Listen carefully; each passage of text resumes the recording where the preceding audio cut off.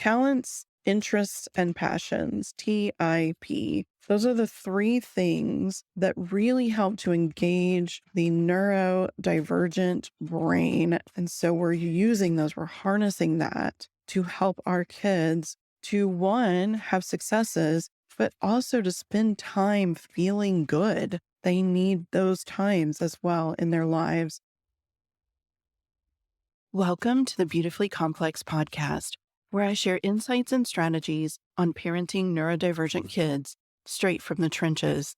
I'm your host, Penny Williams. I'm a parenting coach, author, and mindset mama, honored to guide you on the journey of raising your atypical kid. Let's get started. Welcome back to the Beautifully Complex podcast. In this episode, I am going to outline for you 5 ways to boost your teens' confidence.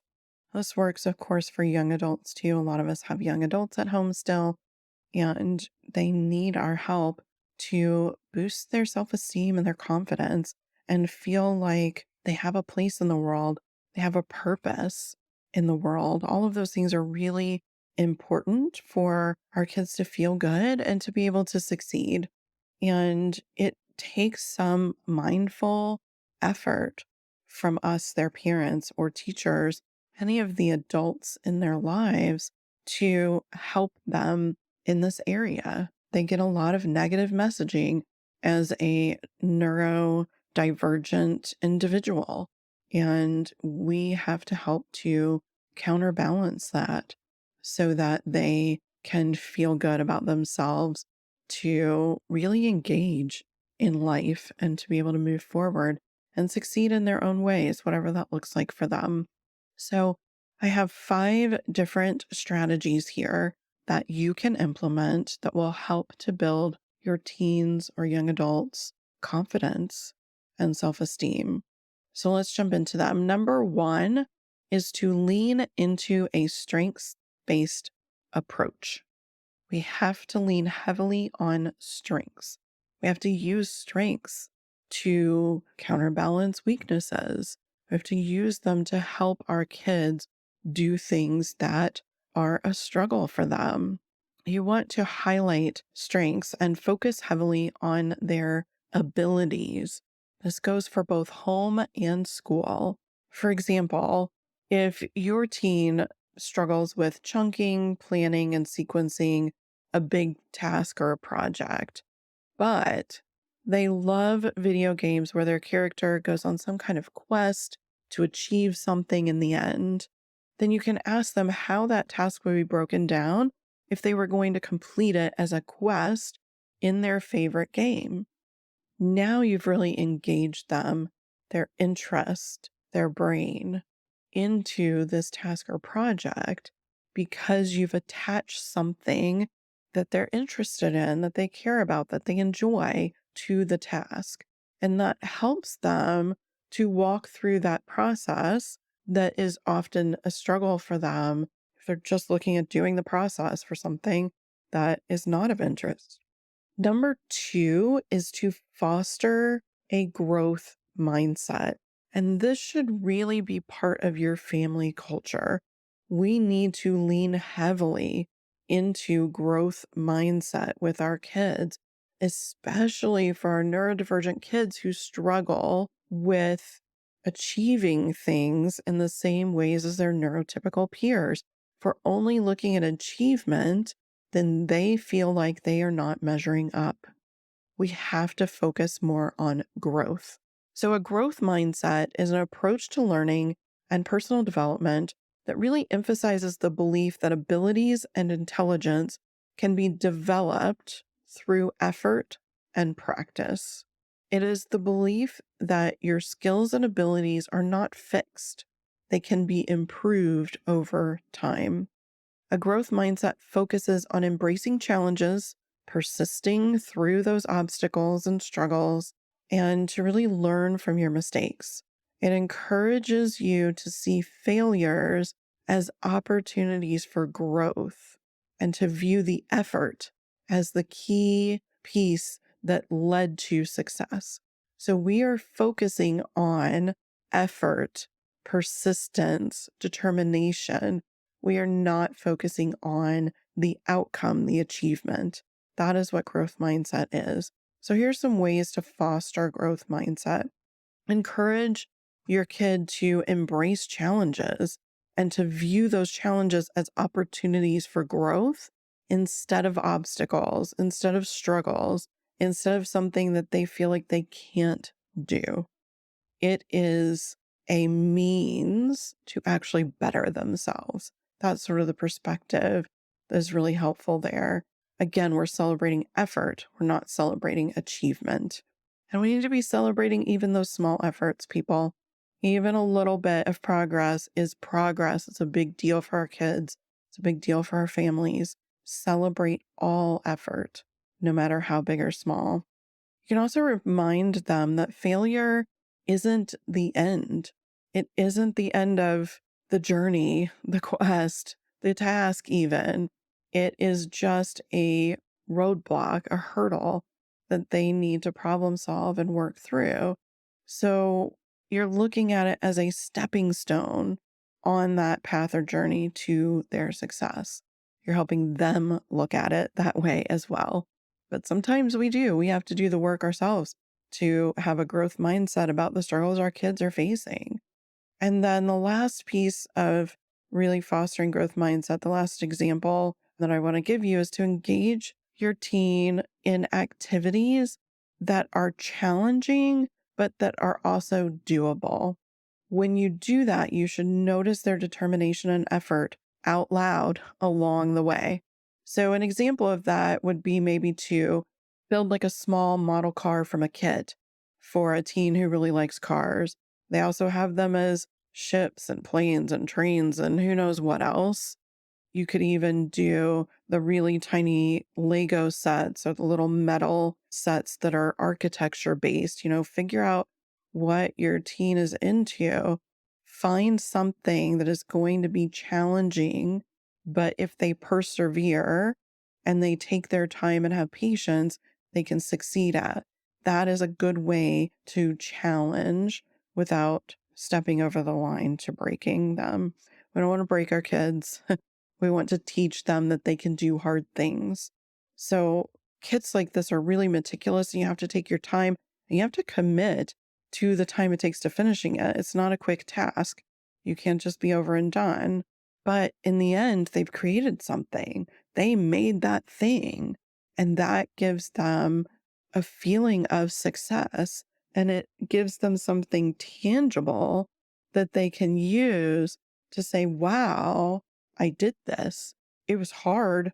I had to really push myself, but look what I did, right? That's a good way to foster growth mindset and to help to build confidence in your teen or young adult.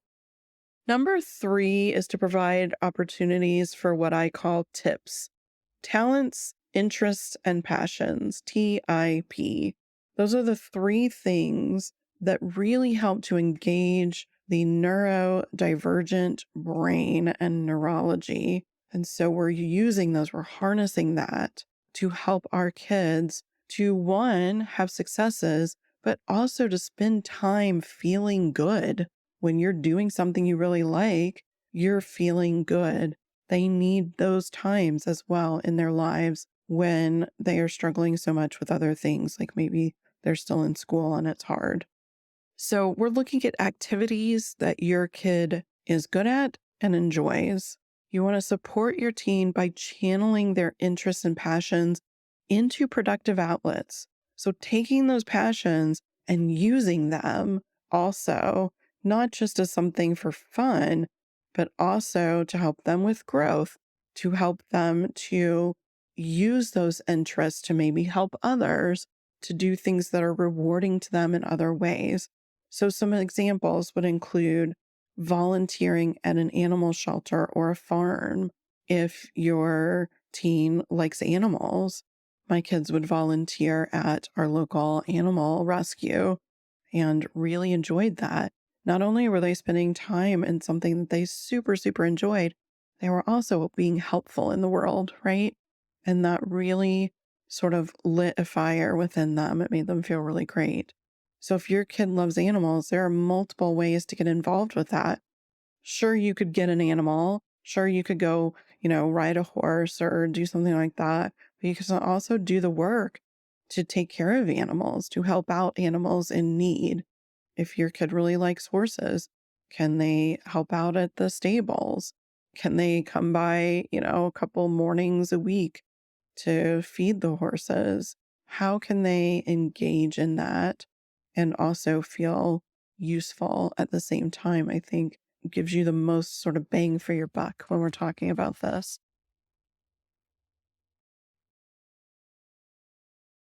Another example is to have them take a class in electronics if that's an area that they're interested in. A lot of our kids are really into science and mechanics. So, what sort of class could they get involved in to take that a step further? And by class, I'm really meaning something more fun, something that is either meant for teenagers or young adults for their age, or something that isn't really school related. So I'm not really talking about a electronics class at the local community college. Although if it's an adult learning class, that is much less intensive and more casual and sort of enjoyable. So make sure if you're trying to provide opportunities for tips for your kids that it doesn't feel like school or feel like something that they really struggle with.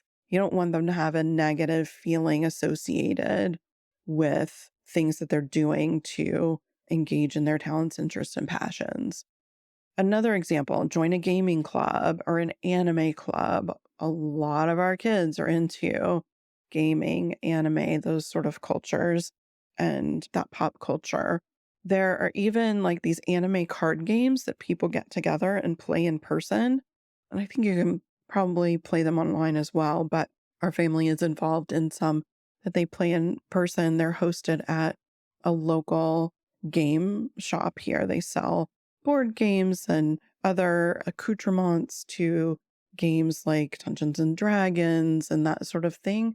They also host these get togethers to play these games together. So they get social interaction. They're doing something they love and they're spending time feeling good, right? Another idea, if your kid maybe loves fishing or something outdoorsy like that, that takes some knowledge and maybe a slight bit of skill, maybe they could take a younger cousin or a younger neighbor out fishing to teach them how. So they're getting some feeling of purpose. They're getting a feeling of being the expert in something. They're also doing something they like, the fishing aspect of it or that activity that they like, but also they're really being a helper in that instance because they're teaching another kid how to do this thing that they love. So many of our kids really feel great when they are able to be a helper to someone. I don't know if I've told this particular story on the podcast or not before, but my brother in law's mother, who we know well in our family and love, had a stroke a few years ago. And when she came home, she needed a railing on her front steps while she rebuilt sort of control of her muscle movement and stuff. She was not steady on her feet for a while. And my father builds things. We've all built a couple of our own houses at this point, and so he volunteered to do that for her. And my son volunteered to help. He really, really wanted to do something that would be helpful to Trish. And so he went with my dad and he helped to build this railing. He didn't really have the skills. He held boards up, he passed tools over. I think he nailed or screwed a few things in, but he certainly didn't create this railing and install it, right? But he was very much helpful and he was beaming for days, days, if not more than a week after he did that. It made him feel so very good about himself. It also helped him to feel like he was doing something in a situation that was upsetting to him. As I said, our whole family knows my brother in law's mother. We spend a lot of time with her. And he was very upset that this was happening to her. But this gave him a way to do something about that. And he really needed that as well. Bonus points here for learning a new skill because that also boosts confidence. So if your kid is getting out there and they're really nurturing their talents, interests, their passions, they're also learning a new skill, building their skills, that is going to boost confidence even more. And who knows where that could lead, people? A lot of our kids take a lot longer to figure out what they really want to do in life. These exploratory activities can really help them to figure out what that thing might be. They might take that electronics class and figure out that they really like to design circuits or machinery or something, and they can work in that area. They might love animals so much that they want to work at a farm or they want to work at a shelter. Maybe they want to someday start their own animal rescue. Like the sky is the limit here. The possibilities are endless. Get creative, do things, offer opportunities, and see where they lead. Just be completely open minded about it. The fourth strategy for building confidence in your teen or young adult is to make time in part of your family culture. Time in isn't just for young kids, it's for everyone. It's actually even for adults. One of my colleagues, Sarah Wayland, who's been here with me many times on the podcast, she and her husband do time in with each other. It is focusing on another person because you care about them. You're spending time with your teen, your young adult, without distraction, no phones, no TV, without correction, without teaching, and without leading. This is leaning fully into showing interest in your kid's interest and engaging in conversations about those interests. Be curious about what they're into, but you're spending a chunk of time all about your kid and you are 100% focused on it and you are not correcting and you're not teaching and you're not leading. It's all about them and where they want to go, what they want to do. It makes a huge difference. Play a video game with your kid. Talk to them about the music they just discovered that they love. Talk to them about who they're watching on YouTube. My son's been watching some cooking stuff on YouTube, and he has asked me to get some ingredients at the store to make things that he has seen on YouTube. It's a great way for us to have conversations and to spend some time on something that he is super interested in right now. So your kids are out there absorbing, taking in a lot of things. What is it that they're interested in? How can you get curious about it? How can you spend time with them on those things? And last but not least, maybe most important actually, in my list of 5 strategies to build confidence, show your teen or young adult that you are a human being. You are human. Instead of expecting perfection, which you know I don't believe exists, show your teen that you're a human being that also struggles and also makes mistakes.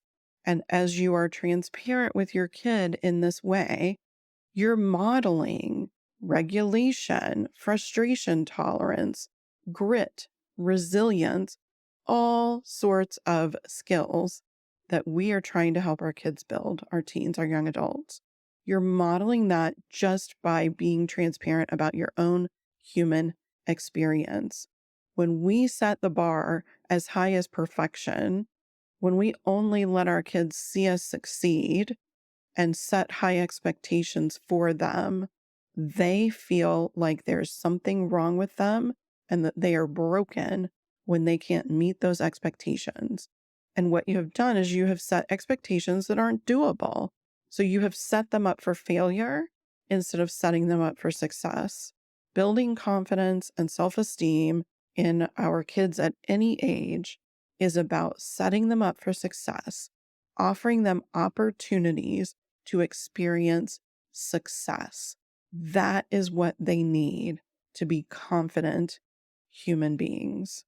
So start implementing just one of these strategies. I do not want you to walk away from listening to this and try to do all 5 of these things all at once. It is too much. It is way too much. Choose one thing. Get your teen involved in helping you to choose something that you want to do off of this list, to plan it, schedule it, organize it, make it happen. And I want to really emphasize that schedule it piece. Make time for this. It's very easy to put these things on the back burner because we feel like school matters more, work, extracurriculars, sports, social engagements, all those things. We tend to prioritize those. This is what really matters most. Make time for it, schedule it, and get it done. You will see huge differences in your teen or young adult when you implement some of these strategies. And I want you to remember that none of these strategies are going to help you without implementation. Make a plan, take action. That's what you have to do here. For the show notes on this episode, go to parentingadhdandautism.com/242 for episode 242. I will have this list for you printable on the show notes on the website so that you can have it as a reference, so that you can start implementing some of these strategies. I just want to say, for anyone listening whose kid isn't a teen or a young adult yet, this stuff is good for younger kids too. Start early. The earlier you start, the more confidence your kid is going to have when they get to the teen and young adult years. It's really valuable stuff. So I hope that everyone will go ahead and start taking action on these strategies. And I will see you on the next episode. Take good care. Thanks for joining me on the Beautifully Complex podcast. If you enjoyed this episode, please subscribe and share. And don't forget to check out my online courses and parent coaching at parentingadhdandautism.com and at thebehaviorrevolution.com.